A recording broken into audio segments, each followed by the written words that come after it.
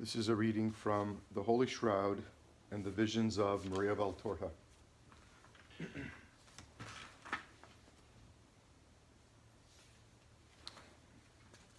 These are illustrations made by R. Corrado. Jesus sweating blood in the Garden of Olives, based on Maria Valtorta's description. Il Poema dell'Uomo Dio, Volume 9, pages 244 to 253. The Poem of the Man God, Volume 5, pages 530 to 537. It's a sketch of Jesus leaning against the rock.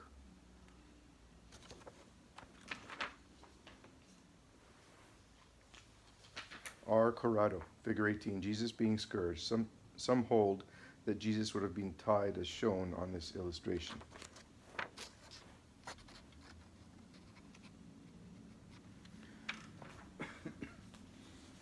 Figure 19, R. Corrado, Jesus being scourged according to Barbit. Jesus would have been tied with his arms up and his face against the pillar.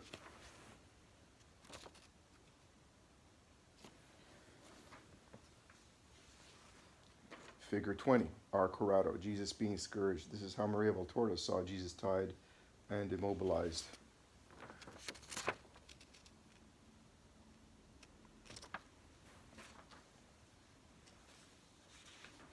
Figure 21, R. Corrado, a scourger.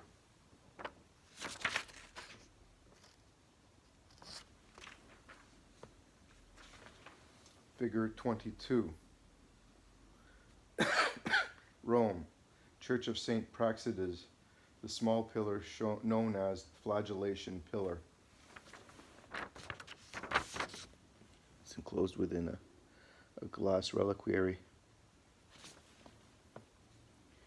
Figure 23, R. Corrado, various types of flagellum. Maria Valtorta says that Jesus was flagellated with 2 scourges, each made of 7 strips with small pellets of lead at the end.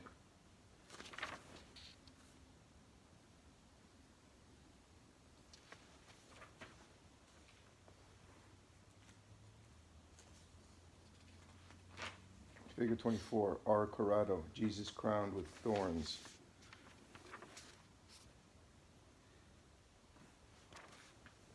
Figure, well, this is the other half of the figure because I guess it covers the whole book. Figure 25, R. Corrado, the Crown of Thorns and Sheaf of Thorns according to Ricci, a sort of helmet according to Barbet, a triple cordon of thorns tied together in the nape of the neck according to Maria Valtorta.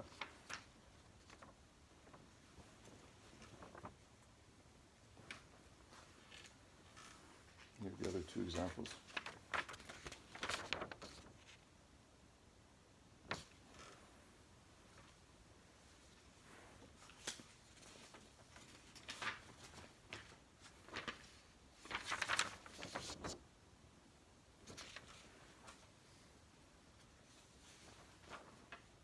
Figure 29, well, the previous one was Figure 28, G. Rennie, Jesus crowned with thorns. The triple cordon of thorns described by Maria Valtorta is very much like the Crown of Thorns depicted by Rennie. Figure 29, the shroud, dorsal section, wounds in the nape of the neck. The wound's curved arrangement suggests a circular crown of thorns that would correspond to the greater diameter of the head, which goes from the forehead to the prominence of the bone in the nape of the neck.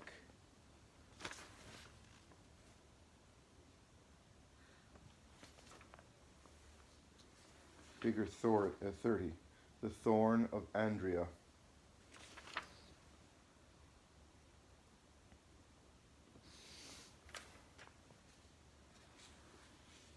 Figure 31, Rome, Basilica of Holy Cross in Jerusalem. 2 thorns from the Lord's crown, which St. Helena would have brought from Jerusalem, along with the nails and a portion of the cross. The thorns are about 5 centimeters long. I've actually personally seen these ones.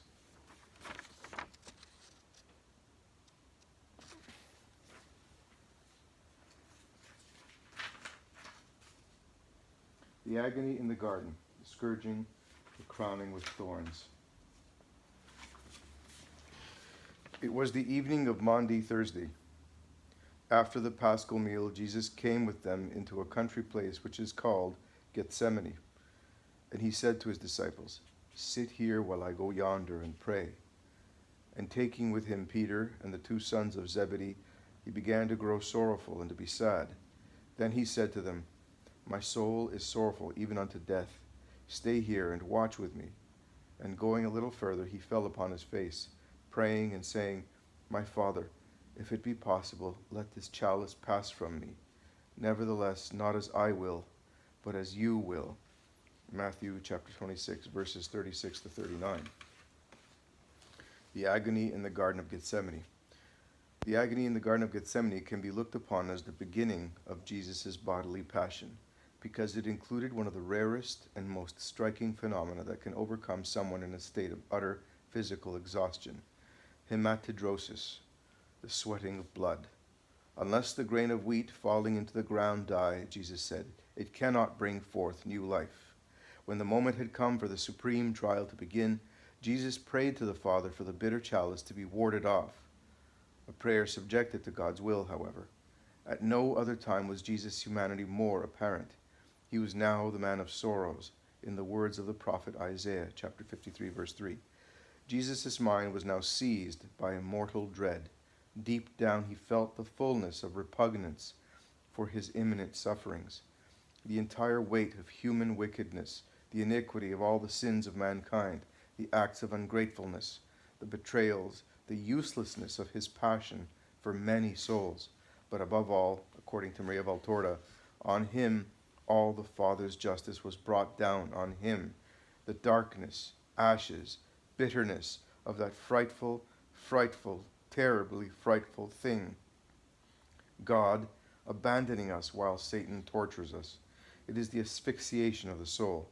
It is being buried alive in this prison that the world is, when one can no longer be aware that between us and God there is a bond. It is being chained up, gagged, and lapidated by our very prayers that fall back on us, bristling with spikes and strewn with fire.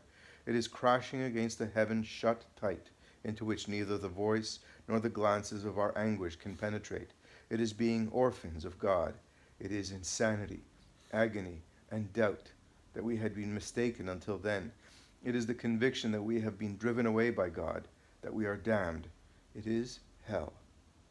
Under the pressure of this tremendous anguish, the humanity of Christ seems to have reached the utmost end of its strength.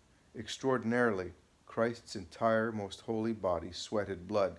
St. Luke the Evangelist, the doctor, described this in very few words: "And being in an agony, he prayed the longer, and his sweat became as drops of blood, trickling down upon the ground." Dr. Barbet said that this phenomenon is caused by an intense vasodilation of subcutaneous capillaries that rip against the cul-de-sac of the millions of sweat glands. The blood mixes with the perspiration and, after being exuded, coagulates on the skin. This combination of sweat and clots gathers together and goes down the entire body in quantities large enough to fall to the ground. It is worth noting that this microscopic hemorrhage is produced in the entire skin, so that it is already injured as a whole. It is now, so to speak, sore all over and weakened before all the subsequent hits. In her dramatic description of Jesus' agony in the Garden of Gethsemane, Maria Valtorta emphasized that the sweating of blood released by all the pores was abundant. The eyebrows, hair, mustache, and beard are bedewed and besprinkled with blood. Blood trickles down from the temples. Blood pours from the veins of the neck. Blood drips from the hands. Christ's forearms are clearly exuding blood all over. On his face, only the tears have been drawing two clean streaks through the red mask. The grass on the ground is red with blood. So, because of his terrible agony, Jesus' body was entirely drenched with perspiration and blood. Some maintain that this sweat of blood would have left traces now found on the very Shroud of Turin. Dr. Hynek of Prague, a famous sindonologist, says that it is not possible to summarily dismiss such an opinion, considering the absolute precision of the imprints. One should think, however, that most of the blood exuded by Jesus in the garden would have been washed away later by his perspiration and absorbed by his clothing during the various legal trials.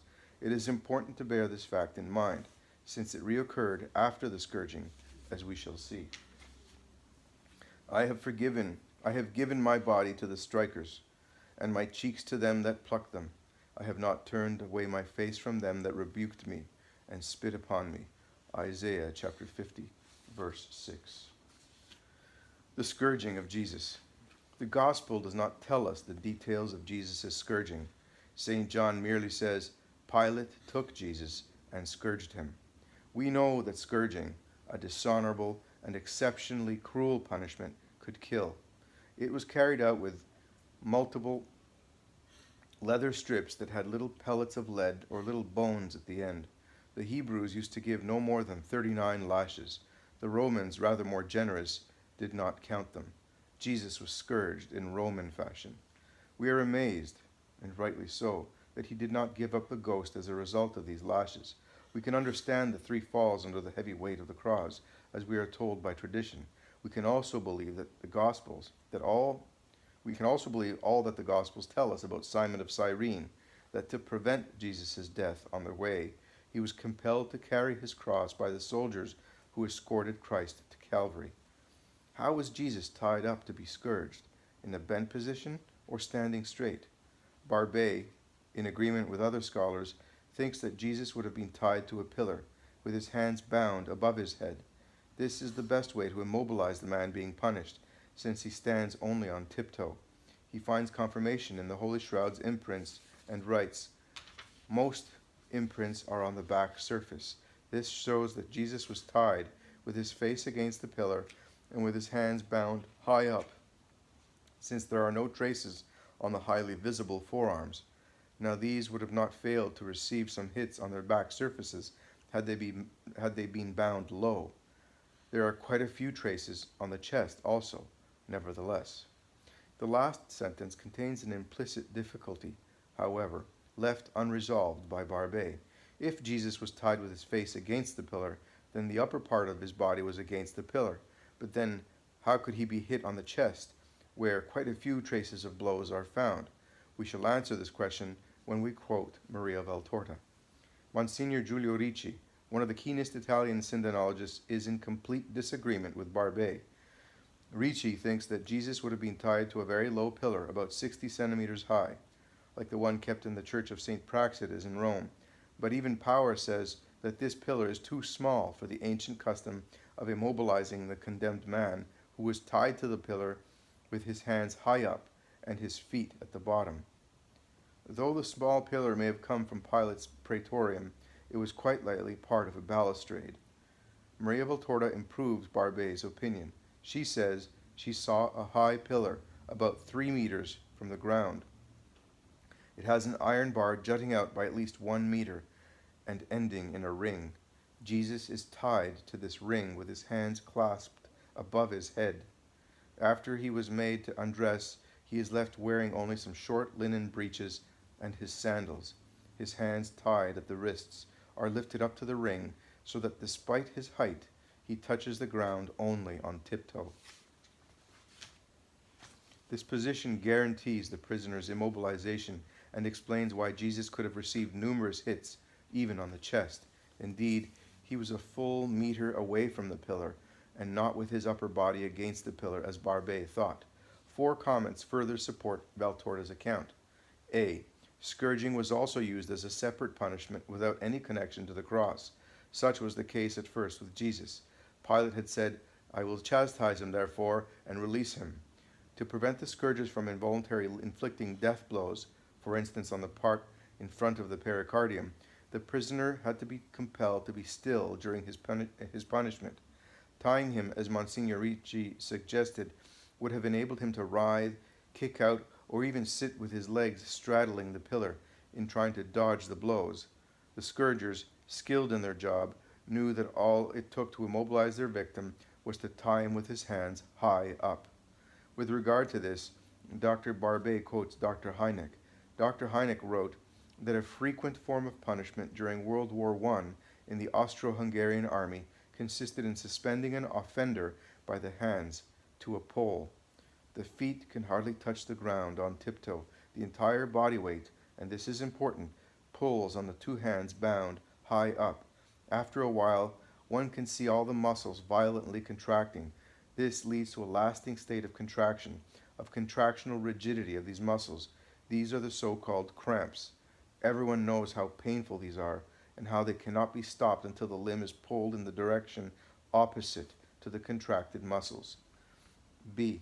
The man of the shroud visibly received numerous blows on his chest. Whoever upholds that he would have been scourged in the bent position is forced to admit that some blows would have been given from underneath, but in such a way, even granting that the scourged one would have remained still, he might have been involuntarily hit on the part in front of the pericardium and thus have been killed. But Jesus was not yet meant to die. His fate had not yet been decided. Pilate was hoping to be able to free him after having him scourged. C. On the lateral sections of the man of the shroud's back, the experts have found small vertical imprints. Some think that these could correspond to blood having trickled from the wounds after Jesus would have gone from a bent to a standing position. This interpretation does not seem acceptable to me, because I think that a great deal of this blood, quickly coagulating on the skin, would have been washed away by perspiration, and therefore absorbed by his clothing on the way to Calvary, just as what must have happened to the clots from the agony in Gethsemane. Rightly so.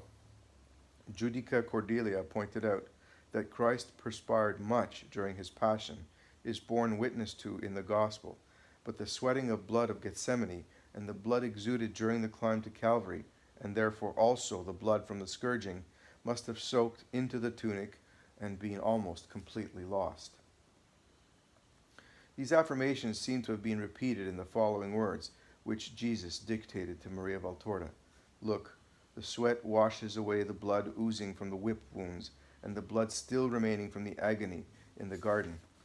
What prevents us from thinking that these vertical trickles would have been formed when Jesus, taking off his clothing before the crucifixion, reopened the scourging wounds and so caused new hemorrhages? Maria Valtorta pointed it out when she wrote, "Many of the wounds, barely covered with coagulation, have reopened when Jesus bent down to remove his sandals and put down his clothes, and the blood starts coming out again." D. The man of the shroud, though standing straight during the scourging and tied up to a pillar with his arms above his head, could have received horizontal blows from the scourgers. The latter were able to give any direction to their flagrum, though the most natural motion for someone about to scourge a standing person is shown on figure 21. What type of scourge was used on Jesus? The opinions of sindonologists as to the number and shape of the straps on the Roman flagrum used to scourge Jesus are conflicting.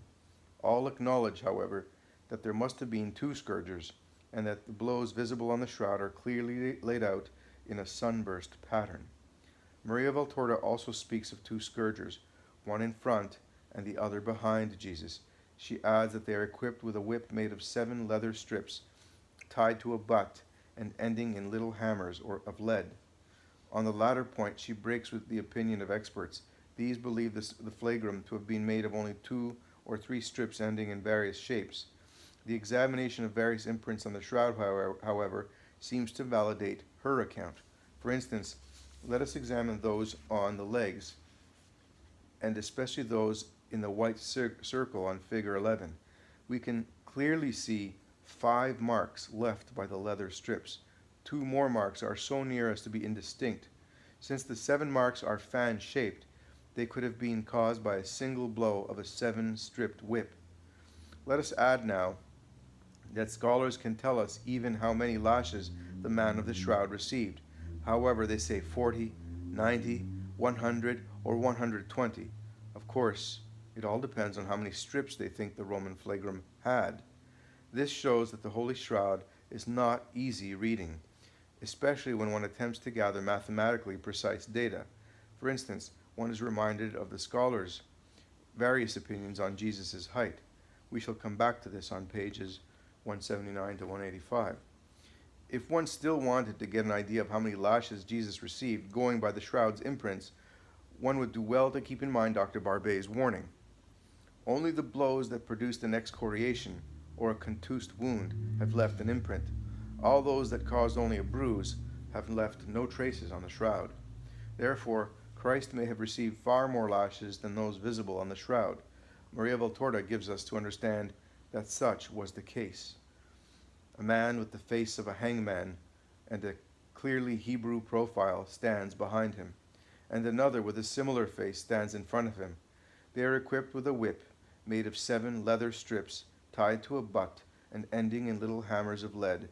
Rhythmically, as for an exercise, they begin to scourge him, one in front, the other behind, so that Jesus' torso is caught in a whirl of whips and lashes. Indifferent, the 4 soldiers who have his custody have started to play dice with 3 other soldiers who turned up. The players' voices keep time with the sound of the whips that hiss like snakes and sound like stones thrown on a drum's taut skin when they strike the poor body that is so slender. White as old ivory, it becomes striped with a brighter and brighter pink, then violet. Then it is embossed with indigo bulges filled with blood, and then it spills open and tears and lets blood ooze everywhere. They cruelly attack especially the chest and the abdomen, but there is no lack of blows on the legs and arms, and even on the head, so that there should be no strip of skin without pain, and not a moan. If he were not held up by the ropes, he would fall, but he neither falls nor moans. Only after so many blows, his head leans on his chest, as though he were unconscious. And the soldiers led him away into the court of the palace, and they called together the whole band, and they clothed him with purple, and plaiting a crown of thorns, they put it upon him. And they began to salute him, "Hail, King of the Jews!" And they struck his head with a reed, and they did spit on him, and bowing their knees, they adored him. Mark chapter 15, verses 16 to 19. The crowning with thorns.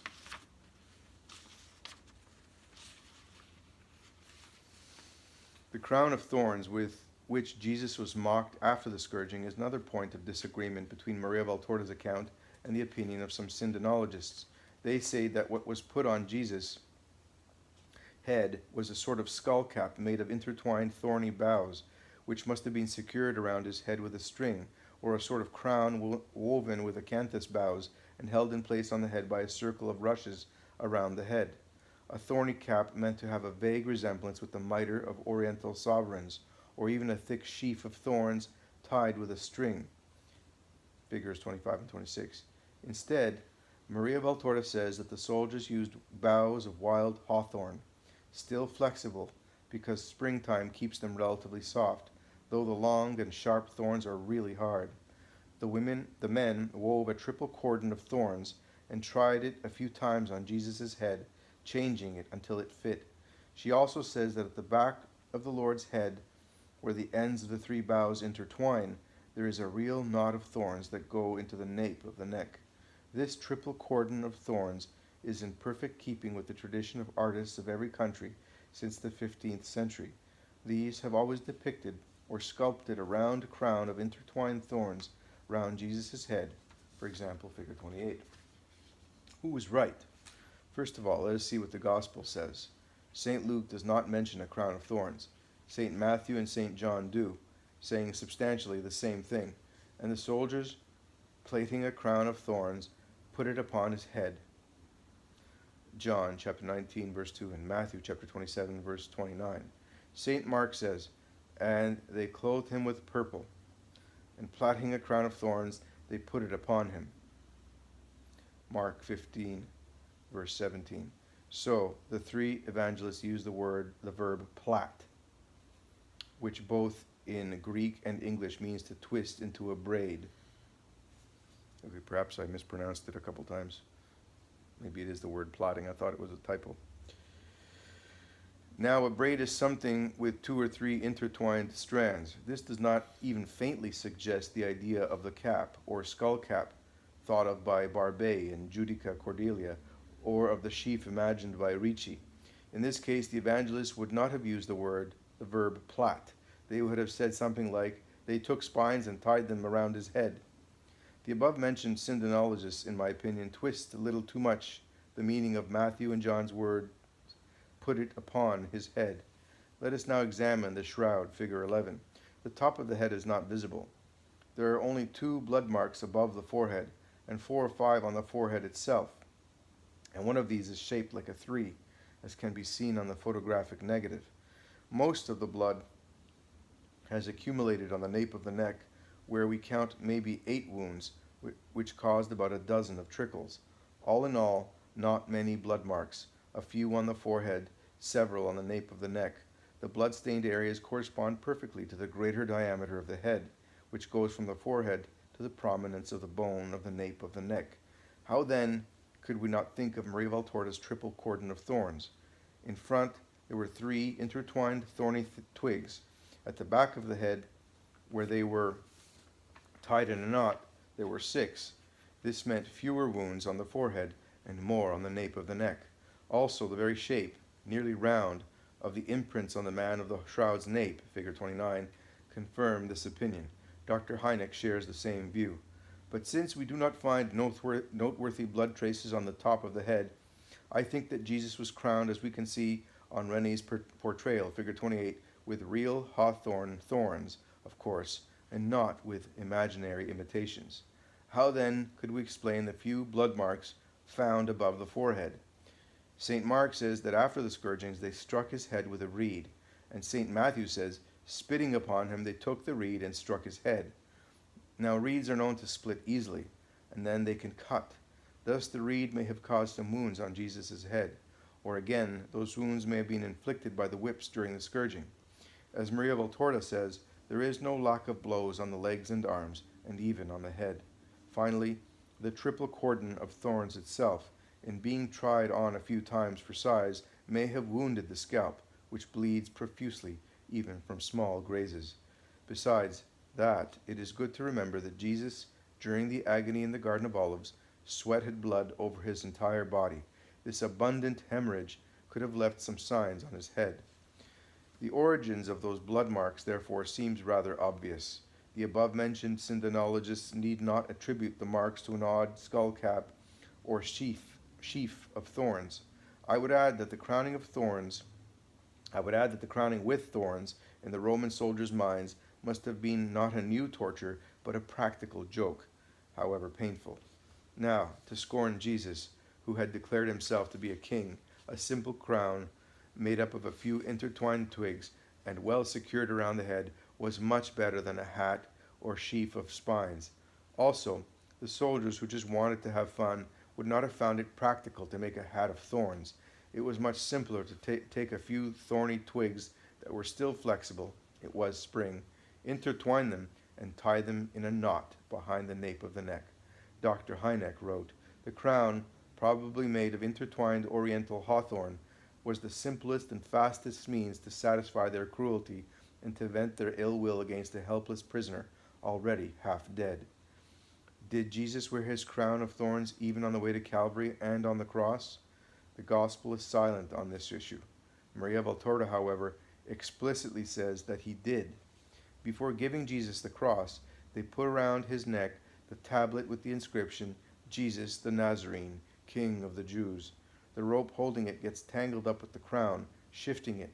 It now scratches where no scratches were and penetrates into new places, giving fresh pain and causing fresh blood to spurt. Jesus moves along, out of breath. Every hole in the way is a trap for his unsteady feet, and a torture for his wounded shoulders, and for his head crowned with thorns, on which an exaggeratedly hot sun falls vertically. As the cross sways before being steadied, the crown shifts because the head again hits backwards. The big thorny knot at the end of the sharp crown is driven into the nape of the neck. Then the crown again sinks into the forehead, scratching mercilessly. Dr. Hynek agrees with Valtorta that Jesus wore his crown to the end for the following reason. While Jesus was being nailed to the cross, and also when the ladder was raised, its vertical limb thrust the crown's long, sharp thorns into the soft parts of the nape of the neck. If instead, as some say, the crown had been taken off before the crucifixion, the tiny rivulets of blood would not have been impressed so sharply on the Holy Shroud. The hair, all soaked with blood, would have caused but one blotch of blood. To the exegete's question, was the Savior crucified with or without the crown of thorns, we must therefore reply that it was definitely with. Other scholars share the same view. Among them, we find Dr. Barbet and Father Leone Ruggeri, S.J., who wrote in 1958 an interesting article on this subject in issue number 2 of Salesianum, a periodical published by the professors of the Pontificio Ateneo Salesiano of Turin. History of the Crown of Thorns. We do not have ancient testimonies that allow us to reconstruct the history of the Crown of Thorns. The first to mention it seems to have been St. Paulinus of Nola in 409, in a letter addressed to Macarius, a public official. He maintained that it is sound for Christians to venerate Christ's sacred thorns. According to many writers, at least part of the crown went from Jerusalem to Constantinople before the 8th century. The greater part of it was ransomed by St. Louis IX, King of France, in 1239 from the Mediceans, who had received it from Baldwin II. The relic, considered authentic, was preserved in Paris in a sumptuous church built for that purpose and called the Holy Chapel. On special occasions between the 13th and 17th centuries, the kings of France gave various thorns from the crown to several churches of France, Spain, and especially Italy. Italian churches include those of Venice, Vicenza, Assisi, Monreale, Andria, Bari, Catania, Fermo, Ascoli, Piceno, etc. The thorn of Andria is particularly venerated. It was given to the church of that city in 1308 by Charles I of Anjou, or more likely by Beatrice of Anjou, the Duchess of Andria and the daughter of Charles II of Anjou. Whenever Good Friday falls on March 25th, its bloodstains, usually pale and dry, visibly turn redder. This phenomenon has been documented by standard deeds under the seal of a notary, issued at the request of the local bishops. The earliest such attestation goes back to 1633. Only earlier ones may have been destroyed by fires. The event reoccurred in 1644, 1701, 1712, 1722, 1785, 1796, 1837, 1842, 1864, 1910, and 1921. The last time it took place was March 25th, 1932, as of 1978. In the presence of 3 bishops, 7 doctors, several priests, professionals and journalists, and many people, the report was written by the notary of Andria, Dr. Riccardo de Corato. Of course, not all the thorns venerated in the Catholic world, over 100 of them, can be held to be authentic. The critics are skeptical because what is said about them is often mingled with legends.